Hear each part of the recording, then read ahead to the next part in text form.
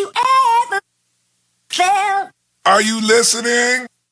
Hello and welcome to the Business of Influence podcast. It's brought to you by Style ID Africa. My name is Leroy Mark, and this is the podcast where we give you the news, the views, the reviews, and the interviews, and everything you need to know about the world of influencer marketing. Today's episode is a mouthful. It's about how you pivot in a world where, as B2B marketers, things are always changing. Want to know how they stay relevant in a world where campaign managers want things to be quick, easy, and to the point without doing all the hard work.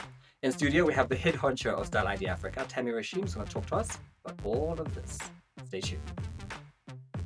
Hi, I'm Tami Ruschin. I'm founder and director at Style ID Africa, and I'm super excited to be here today with Leroy to discuss things all B2B marketing, correct? Yes.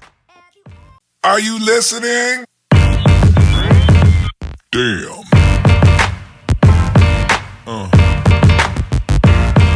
Yeah. Yeah. Hello, welcome to the Business of Influence podcast, still powered by Style ID Africa. My name is still Leroy Mark, and in studio I have Tami Ruschin, the big head honcho at Style ID. Hello, Tami. Thank you for having We me. haven't had you here in a while. I know, I'm so excited to be Jeez, back. I'm so excited for our conversation because we can go down a tangent. Absolutely. But we'll try and keep it contained in control because there's lots to Compromise. discuss. How are you? Good. Been hectic. How's the second half of the year treating you? Is it the second half? Yeah.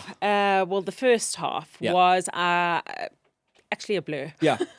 It was January, then it was And then it's July. in a financial year, then it was June, and then like, wait, where's the second part of the year? It's actually been somewhat of a blur. You've got to take time to Yeah. think how you have progressed month on month this year, because if you look at it holistically, it's just what has happened. It's And do you think that part of it is because just how quickly our industry works? Like the pace that's a is huge phenomenal. part to it. That's a huge life in general, Yeah. and then add to it what we do and just how things are changing every single day, and keeping up with that just makes everything go so much faster. Are you feeling like you have like end of year fatigue in July?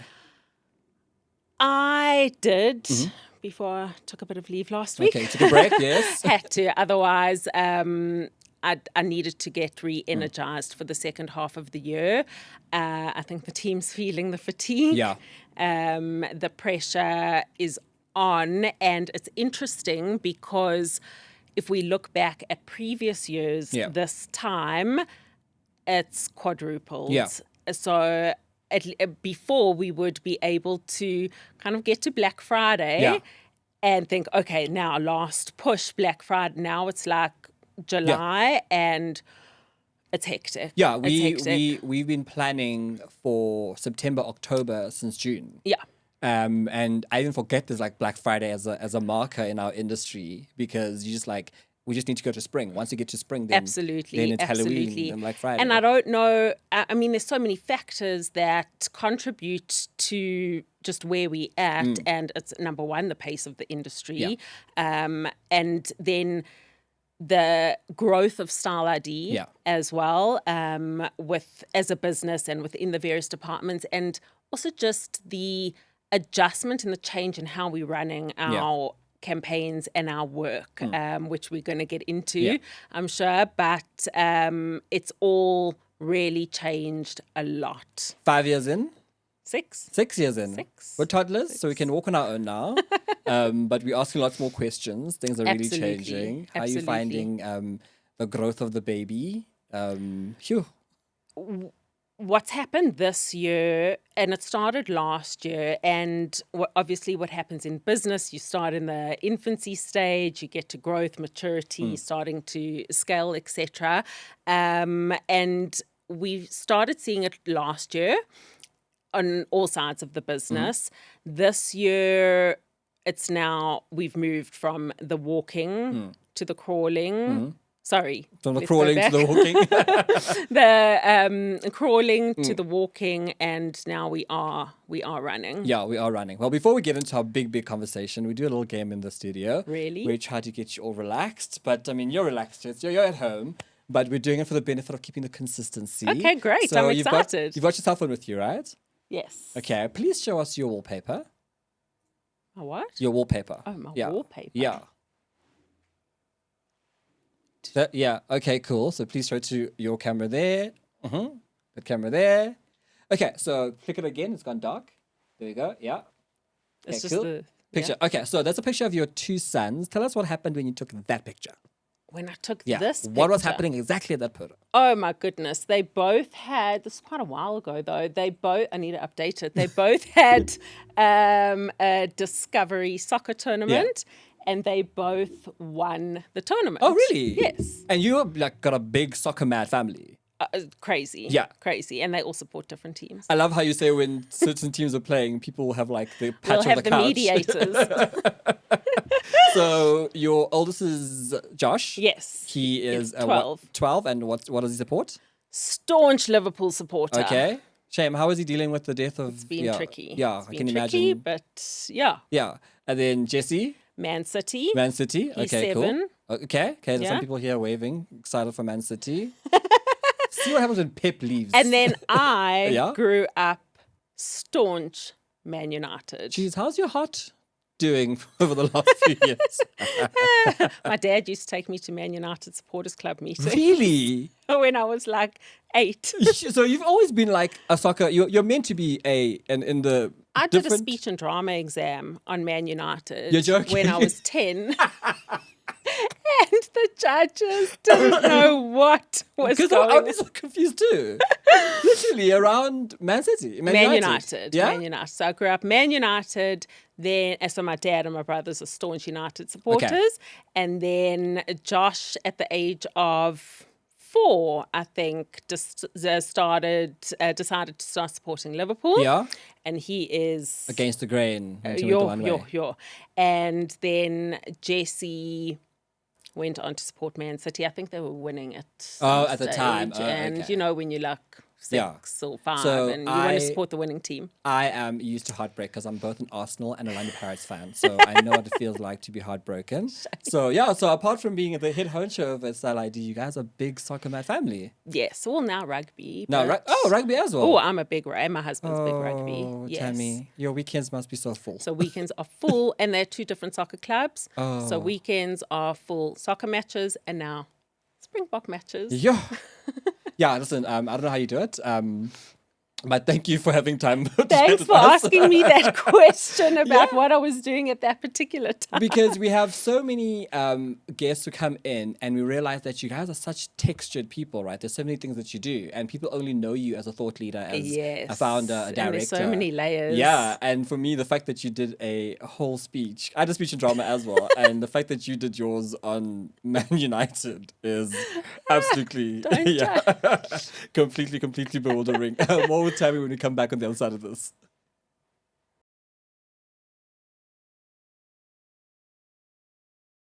Hello and welcome back to the Business of Influence podcast, still powered by Style ID Africa. Remember to like, comment, and subscribe, and tell your friends we're on the timeline. Still in studio with the head honcho of Style ID Africa, Tami Ruschin, chatting everything B2B marketing.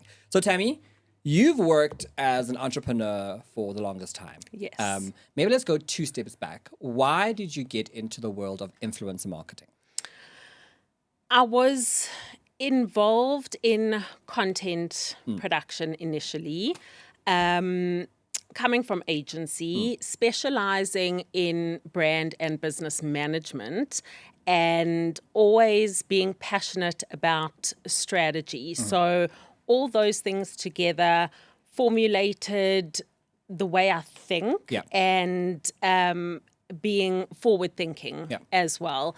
So coming from agency and then having my own content production business and being on the pulse of what is constantly happening in the space led me to realize where the industry was heading. At that stage, I was blogging. Yeah. And the good old days. when I had started the first content business that I had, I literally went across the country interviewing the top bloggers at that stage and getting their understanding of blogging, where they thought the industry was heading, and getting further understanding of that. And once I had that insight, as well as just understanding the trends in the industry, the content aspect, the blogging, which led to influencing aspect, kind of merged.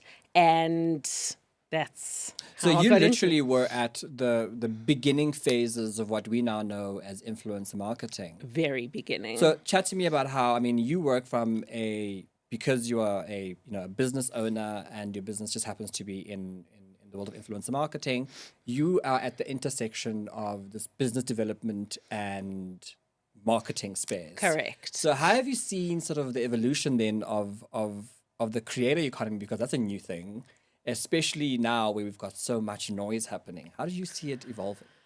It's completely shifted. No longer a necessity. It is a necessity. Yeah. Sorry, no longer a novelty, and that we've seen that progression over the last couple of years, where from a business and brand perspective, it was viewed as an afterthought or just nice to have. Now it is a complete necessity to have in your marketing mix.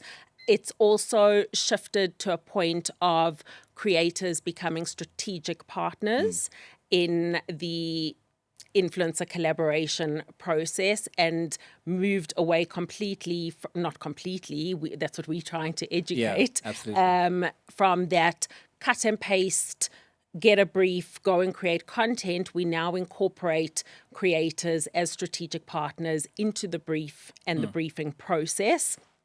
And where it's also evolved is, the buzzword, it's been for a while from an authenticity perspective, but the storytelling aspect, and even the way the content is being created. And that's where the creators come in as strategic partners as well, and where agencies like Style ID bridge that between the client brief and the client expectations and the creators' authentic storytelling approach, and merging those. So tell me if I'm right.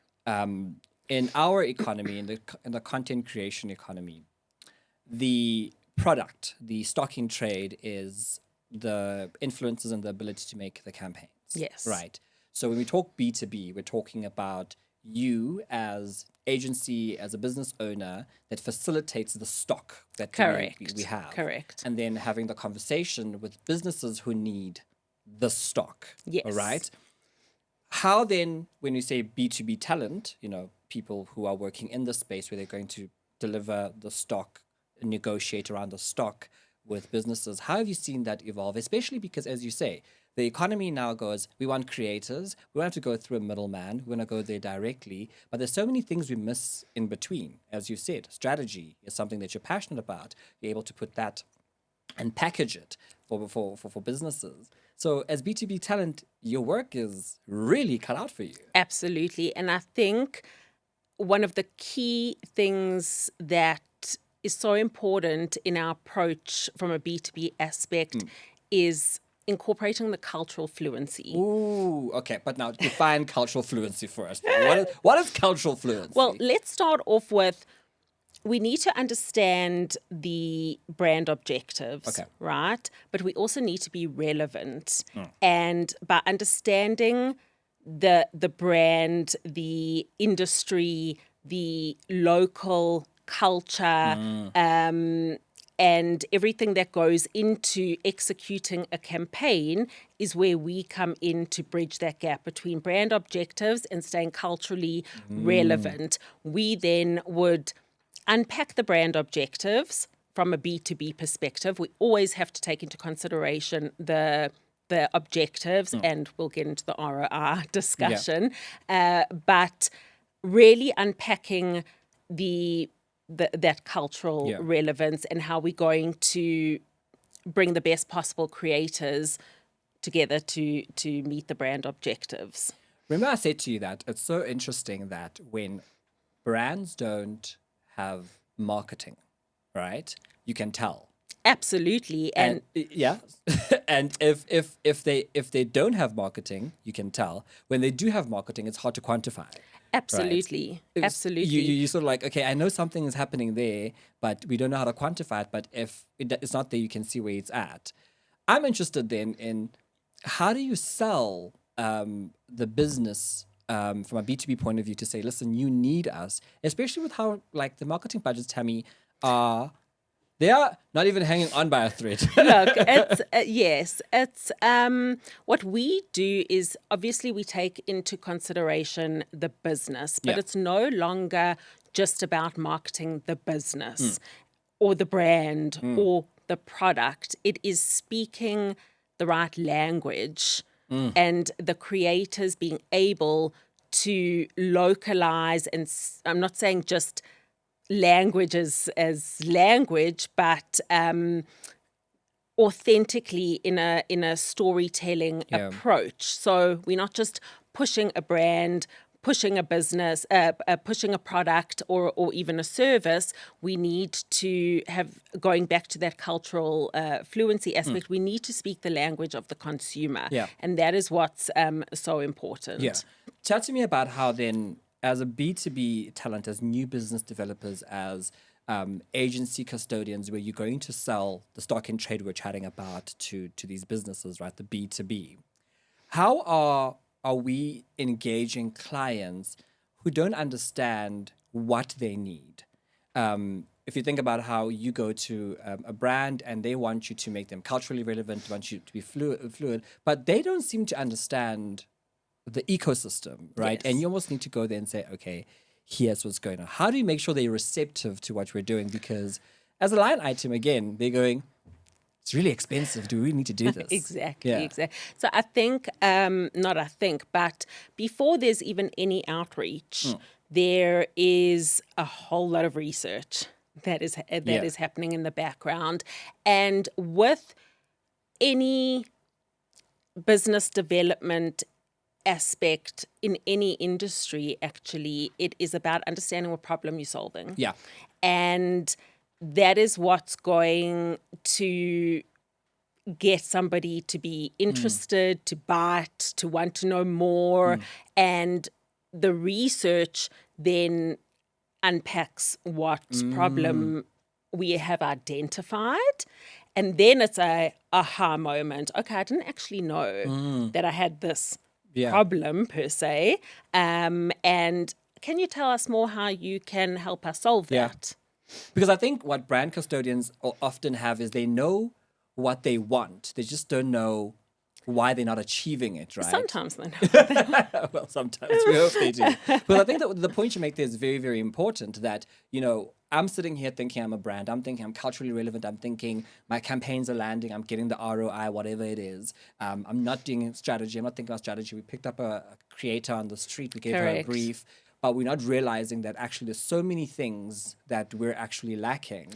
And it's so interesting in so many meetings that we have, the brands are saying, well, we don't know what we don't know. Yeah.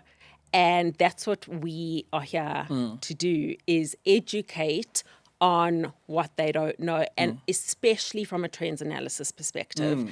And that's what's also key in the outreach, in the pitching process. Yes, there's the problem that needs to be solved, but educating on what they don't necessarily know that is something that they need. And it's always a case of, "Oh, I didn't know this." But with this product, Tami, and I go back to referring to the stock in trade, because I think it's a wonderful way for us to differentiate when we have conversations between brand and influencers, where influencers are concerned. But here, from a B2B point of view, it's almost having to remind ourselves that we're going to go sell, you know, campaign strategy and the campaign itself. Yeah. But I love what you say about the outreach for me, because it's very important. You know, I'm looking for Wi-Fi right now at my house, and someone calls me up and says, we've got a great Wi-Fi deal for you. You go, oh, fabulous.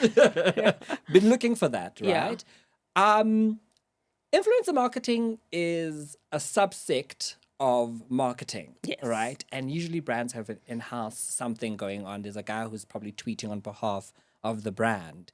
Are the traditional sort of outreach methods still relevant? The old prospecting ones, the cold calling, yeah. Absolutely. You've got to get in touch with the prospect somehow, but there's information, a lot of different information required before you even pick up that phone or send that email. We do not send standardized emails at all. They are absolutely personalized. They are absolutely customized. And that comes from the research that we do before we even send out an email, pick up a phone. And you've got to be so careful, especially when picking up a phone from a cold calling perspective, those first 3 seconds. Yeah. Otherwise, it's, I don't have time, phone me back later. Think about what you do how many times a day, you know, when you're getting a cold call. And it's got to be so strategic in how you approach that call. And there's so many podcasts to follow, YouTubers to follow from a sales and new business perspective in how that has evolved because there's no standard outreach. But cold calling, yes, still relevant. Cold emailing, relevant. You found ways at Style ID to be able to almost display the research, show clients, even when you're not necessarily talking to them directly, by producing some products like this podcast, like your trans analyses, that get them to understand from an education point of view that actually we might need your services. Talk to me about the genius behind that, because I know if you called me and say, Leroy, yesterday I saw you were wearing a black jacket and it was ill-fitting, I go, oh, was it? Oh, then please fix it for me, which is very different from, hey, we fix jackets, and I go, great. Correct. So you wanted to know the thinking behind that. So it all started, look, I suppose it is just who I am in always wanting to do things differently, not necessarily better than another agency from certain aspects, because anyone can go and run influencer marketing, as you say. Let me do it in-house. Let me, any other agency can do that, from digital agencies, traditional, etc. You have to do something differently. And it started, I would say 4-5 years ago, when I had realized that we actually need to create an innovation and marketing department within Style ID, a specialist influencer marketing agency. And not many other agencies focus on the innovation and marketing side of the business of influencing. Not as deliberately as Style ID does. Correct. Yeah. It's more about, okay, I'm an agency, I'm just here to service, and let's get the campaigns rolling. And it was really, I suppose, a light bulb in a sense, but also just based on all my strategy and research experience, that we had this, identified this gap, and we created the innovation and marketing department. And the purpose of the innovation and marketing department is to be on the pulse of trends. I'm saying trends blanketly and generalizing, but from industry trends, content trends, platform trends, Consumer behavior. tech trends, consumer behavior, all of that. And a big portion of the innovation and marketing department is research and development, let alone the different products we develop from our creator journal and influencer community and all of that. So that's where it all started. And that has evolved. To a whole full so department. proud of the team. Wow. Guys doing an incredible job at that. And it's about taking that information and adjusting it to the pitches, to the cold outreach, to the current clients as well, and upselling in a sense. And really taking that information, and... So for me, the just we've always said that the innovation and marketing team is the engine of the business. Yep. And the client service team can always, not to say execute the campaigns, but the innovation and marketing team needs to feed the new business team with the research, trends, and insights, needs to feed the client service team with research, trends, and insights. And it's really about doing things differently. I think for me, why I bring it up is I'm so interested in the way that you really made influencer marketing a business. In that you there's R&D. You go to any big company, there's an R&D department for the product that they're doing. They go and research, they develop, they test and see if it works and it doesn't work. A major part of like automotive budgets go to literally thinking about how do we make the ashtray a little bit more user-friendly. Correct. And for me, it was interesting to think to hear your thinking about how you are so deliberate in creating this department that whose job it is to test, troubleshoot, research, so Absolutely. that when you do go to the businesses, you say, listen, this is data. This is not me just making a plan happen. And you've seen it for yourself in those meetings. Absolutely. It's extremely interesting. And I think it's such a key part in our business development process, because we are not just going to a prospect and saying, do you run influencer campaigns, or we can run your influencer campaigns? We've literally said, unpacked to such detail what they don't know. Yeah. And the first pitch from a trends analysis point of view isn't actually a pitch. It's an educational workshop. Yeah. And that gets their buy-in. Yeah. And that is what's so unique in what we do. Yeah. And it also gets them to realize that this is a science. It's not just done on the fly. It's really deliberately Absolutely. and catered to the client. We unpack the generational breakdown. We unpack now moving toward life stages and not just generational breakdown, and is brand X more focused on singles or young families, or things like that, and it's completely different also in the local landscape as well, and then how we customize an approach for that particular client. So there's so much involved in that sort of way that we pitch, and not just saying, we can run influencer campaigns. It feels like an anthropological exercise, because you have to learn so much about human behavior, about Absolutely. for it to land in a way. And just a recent experience is being so on the pulse of what is happening on the platforms and how we customize that for prospect clients or current clients. What's happening on Instagram? What's happening on TikTok? Can we implement always on influencer campaigns on X, for instance, which is mainly used for spiked announcements, things like that? Or how do we incorporate shorts, YouTube shorts, as opposed to just long form YouTube, things like that, incorporating WhatsApp broadcast channels into campaigns. The scope of our campaigns has, in the last 6 months, since this year's a blur, has completely changed. And so our processes and all of that need to change as well. And because we're in the pulse of the industry, we're watching it happen in real time and we're influencing Absolutely. it. Every day we're learning something new. Sometimes learning 10 things in one go. More Tami Ruschin when we come back. Remember, like, comment, subscribe, tell your friends on the timeline. This is the business element of the business of influence. Don't hear what I tell you.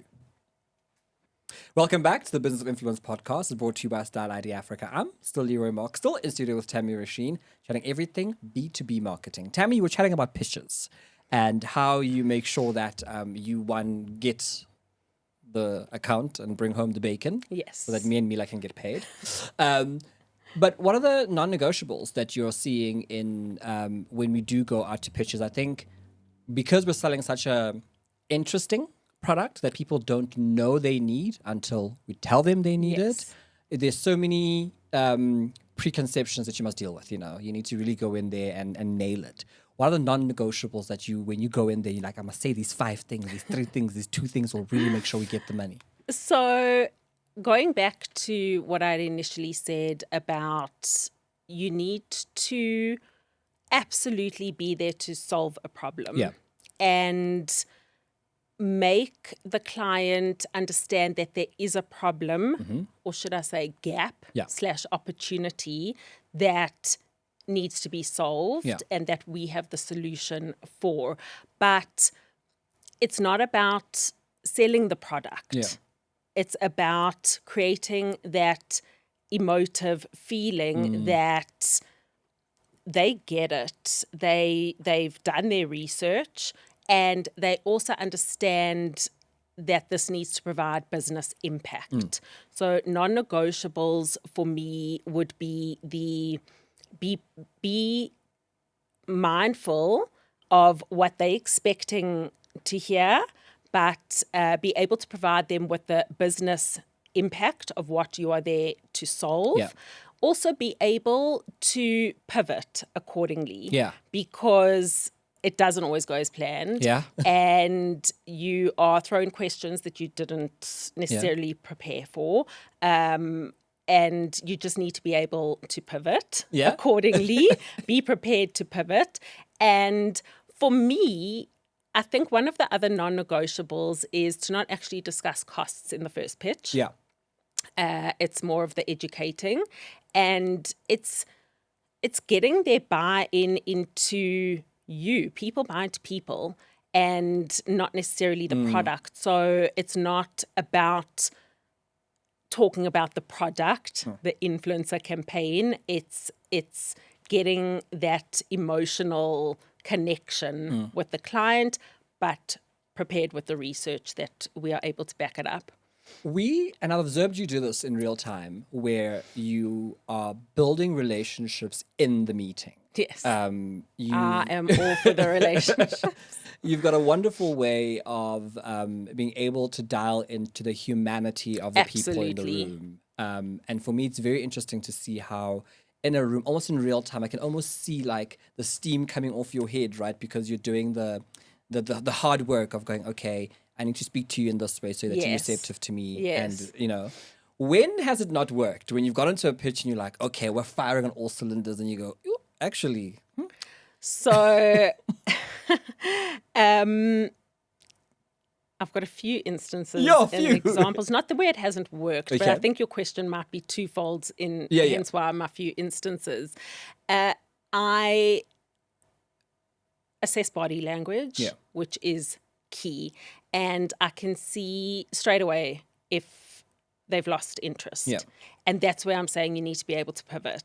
So you might have this deck and presentation that you've prepared and you want to get from slide A to B to C and finish it. But the minute you see they're losing interest, you've got to quickly, how am I going to get their interest back? So for me, assessing body language is key. I also like to ask questions and not just be there to dictate in a sense. Yes, there's the educating part, but it's about asking them what their pain points are as well. And there's been instances where, not that that hasn't worked, we've had to kind of rush through a Yeah. presentation.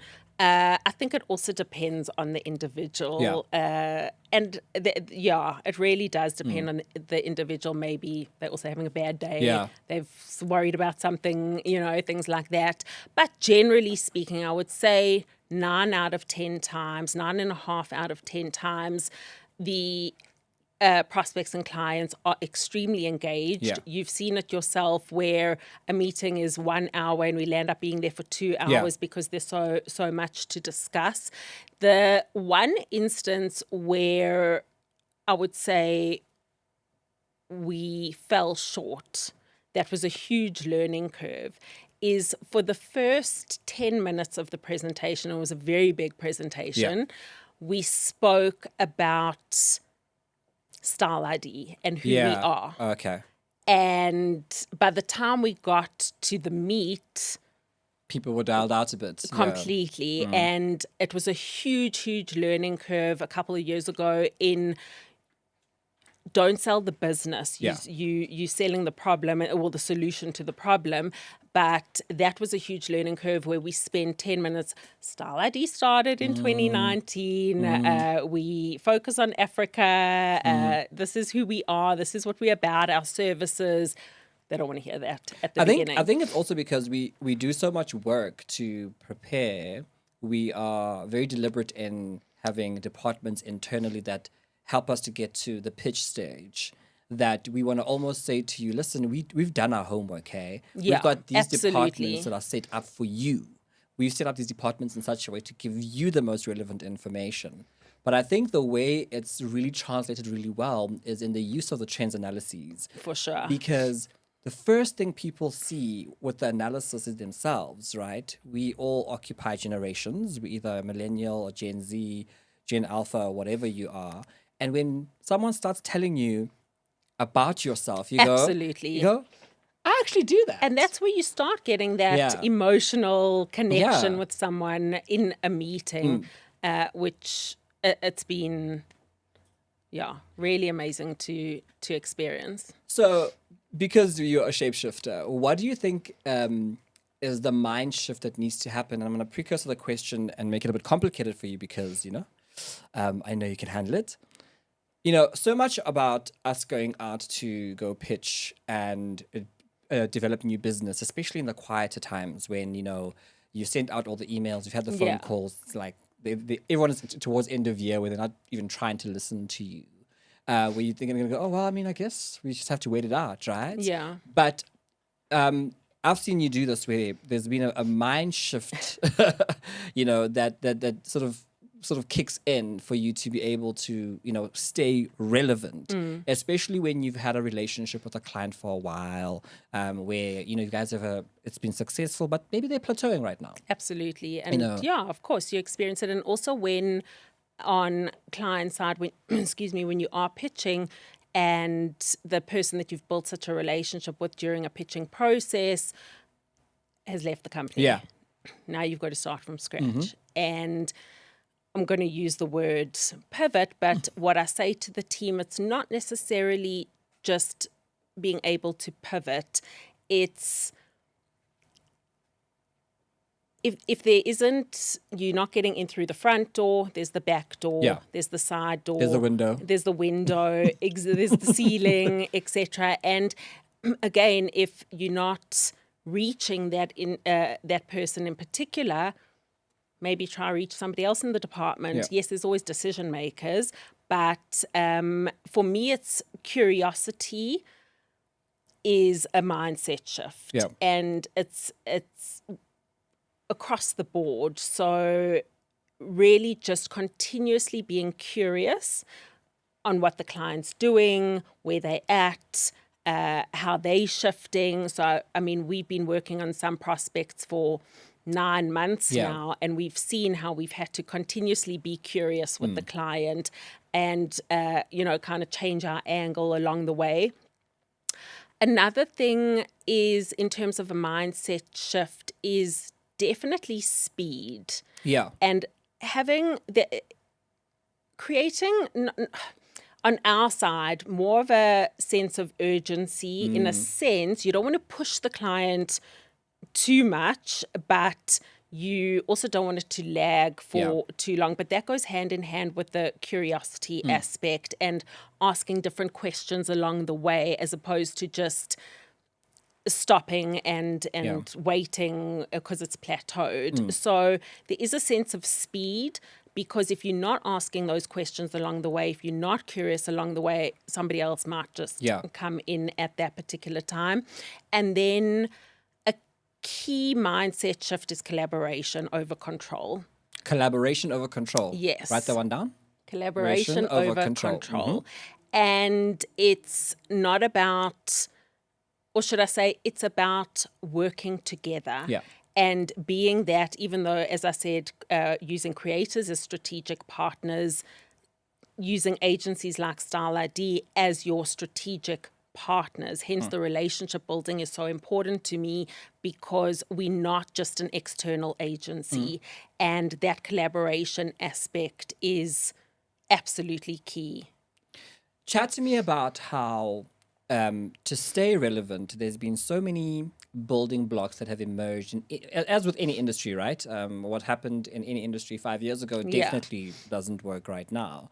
But there's been some interesting, new buzzwords. You're reshaping some of the models that we are going to go sell to clients, Yeah. And what is in your opinion, the relevance or the efficacy of being able to have brand new models to go and present to clients? For instance, you said to me very recently that, we need to figure out the UGC for clients. Yes. We need to get clients to understand what user-generated Yes. content looks like, employee-generated content looks like, community-generated content looks like. And those are words in my 10 years of working in this industry I'd never have come across, but not something that you've built into what you're bringing to client. How important is to constantly say, this model, ne? Fine, we got this one, but these new ones, Love we're on the it. question. Yeah. So we treat each campaign as a learning lab or a learning lab, actually. And especially with always on or retainer clients, it's about taking that campaign that was just run and the model that we've used and the structure that we've used to implement that particular campaign. And it's not just about sending a report. It's about now unpacking that campaign, which we spend a lot of time doing with the Absolutely. client, and then discussing the new structure and way forward for it. Doesn't have to be every month. We had a session with a client on Tuesday where we unpacked Q3, Q4 plans, but based on Q1, Q2 results and the structure and model of the influencer campaigns that we ran in Q1 and Q2. So it's about setting up these learning sessions and being that strategic partner with the client to be able to educate them on all different models that are coming up, be it your user-generated content, your creators, your community-led campaigns, things like that. And those sessions are so important. We had a clear agenda in the meeting the other day, and we actually bypassed that completely because it was such a discussion point on where we want to head for the next 6 months. Yeah. So I use the word learning labs. Still in studio with Tami Ruschin from Style ID Africa, which powers the Business of Influence podcast. My name is still Leroy Mark. The conversation is becoming very technical, so pen and paper out, please. Tami, Yes. so for a business to survive, you have to have a strategy, short-term, long-term, forever Absolutely. term. And what's interesting to me is that from a B2B point of view, it's very difficult to stay relevant because our economy craves new every single hour. Every 30 seconds, we want something new. What is a strategy that one can implement to be relevant long term, especially with this very fast pace, wanting new every day? Interesting. Yeah. Very interesting question there. And I think there's a lot of moving parts to that because brands also need to be careful of changing things up all the time. And hence, I love the word long-term relevance because it really is about understanding what is working and how can we enhance on what is working. Is it the pool of creators we're working with? Is it we working better on Instagram than TikTok or TikTok than Instagram? And just unpacking what is working and let's continue to enhance on what is working. What isn't working, we need to be able to adjust that, but we also need to understand why it's not working and how we're going to either change that or amend that or whatnot. So it's really about the long-term relevance is understanding those two key points and learning along the way. It's not about just constantly implementing trending stuff on a daily basis because the audience is just going to start getting a headache, actually. So, you need to remain consistent and use agencies like Style ID to inform you of where you should execute X, Y, and Z that's trending in that particular time or time frame. So it's about being informed from a trend analyst perspective, and from an agency like Saudi to actually understand the brand and be so entrenched in the brand to say, this isn't going to work. Yeah. Let's not do this now. It's got, it's let's either park that or unpack it a bit further, and hence that collaboration aspect. Because if you can't remain, yes, you can remain relevant to your audience, but you can't go and implement new things every single day, every single hour, and you can't jump on everything. Yeah. You have to really unpack what is going to work for your brand and your customer.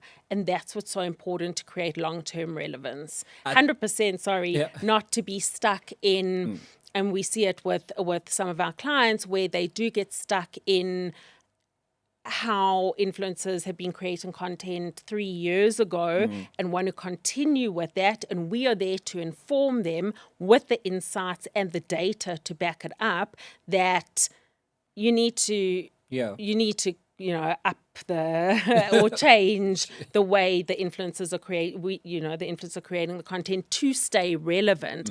A lot of the time you actually see where clients just want to continue with what was being done 3 years ago, and that's fine to a certain point. But again, you got to be able to change things up over a period of time to evolve with the industry. And I think the reporting that we do post-campaign, so the research we do pre-campaign and the post-mortem that happens after the campaign helps us to be able to be very targeted in the sort of responses that we give. To say, okay, we've tried another Get Ready With Me. It's not working. Or actually, this one actually really worked. And I think it goes back to what you said earlier on about, because you're so data-driven before, from a research point of view, while we're running the campaign, in the campaign, and then going back and saying, what worked? What didn't work? And because you have those relationships, you can go back and say, actually, Tami incorporated, that one worked, but we could have done better. A key thing is it's one thing to send an analytics report, but it's another thing to actually sit down, explain, and unpack. And that's what's really key and important. It's not just, here's your PDF or Excel or whatever it may be that we've pulled from the platform. That clients might not understand all that data, and it's about having that session to unpack that and then learn, use that as a learning lab to continue to plan. I love that it's and this is what the point of the podcast is, to show just how this is not a fly-by-night industry. It's not absolutely not. It's not expert-less. It's not info-less. It's not data-less. That there's so much that goes into it. I mean, the fact that however many employees you have at Style ID, for instance, have a 9-to-5 that keeps them very, very busy, doing work. Contradict the 9-to-5. Probably sometimes like the 7-to-7. Yeah. But the fact that it's an industry that is agile, dynamic, that needs us to constantly be on the ball. We are always looking around. We're always consuming. We're always and busy. Hence that curiosity aspect I was speaking about. In wrapping up, people are watching. They are wanting to be brand custodians. They're working in agency. They are faced with the same issues that we have about going to client pitching. What do you think you can leave them with as a B2B sort of survival toolkit that they can take to make sure that they, achieve, even if it's a small fraction of the success that, Style ID has done in the 6 years? I would definitely, top of my list would be a trend mapping toolkit, and having that in place to understand trends. I'm generalizing in trends, but I've unpacked it previously, your platform trends, your content trends, influencer trends, and really having a trend toolkit and continuously evolving with the trend toolkit. Another one would be to have the creator intelligence platform that is platforms such as what we have that unpacks the data or provides all the data and the insights on the creators and the reporting and the campaigns and all of that. I think a key one is also from a survival kit is case studies. Okay. And it is really important to put case studies together to explain what and how and why things worked. Yeah. Because there's so many different ways in which campaigns are run, from affiliate to UGC to always on to activational influencer campaigns. Especially in our industry. Because Correct. there's so many people who don't understand how it works. So a case study almost makes the point land comfortably for them to see. Absolutely. And the case studies are absolutely key in your survival kit. And then I would say, going back to having a curiosity and definitely thick skin. Yeah. Yeah. And wanting to do better. I Yes. think what you've done very well in leading our team is that you're constantly wanting to do better. Absolutely. And I think we can see There's no stagnation. Yeah. Listen, there's no 2 Mondays that look the same. Tammy, thank you for coming. Thank you so much for We're having having me. a part 2, part 3, part 7 of this. Because Yes, there's so much absolutely. more. Stay I've got like tuned. 19 other questions for Stay you. tuned. Stay tuned. It's been so amazing to be here. Yeah. Thank you so much. We're loving how we're in season 3 of the podcast, and we've had a Oh, conversation. the discussions are have They're going evolved. higher and higher, but we've had you in all 3 seasons. Yes. And I must thank you, because what we're seeing very much is that the conversations, we've yet to have a guest sitting where you're sitting right now. We go, well, we've got 10 minutes. Is there anything you want to add? We always run over. We're always going, okay, there's just one more question, please, Mila, one more question, because we found that this is exactly what the industry's been needing. Yes. We're pulling professionals of fantastic All calibers. different spheres. And we really have to appreciate the fact that this is, 1, your brainchild, but 2, the fact that we are constantly building a repository of information for people to come back to, because ultimately we want to be the change that you see in the Absolutely. industry. So thank you very much for your time, for your Thank you. expertise. And thank you for all the amazing work. Thank you. And thank you for paying us, and giving us a budget.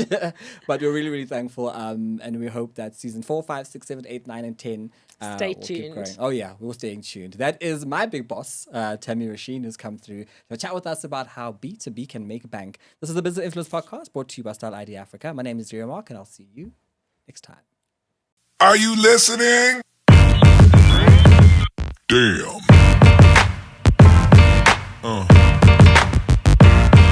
Yeah. Yeah.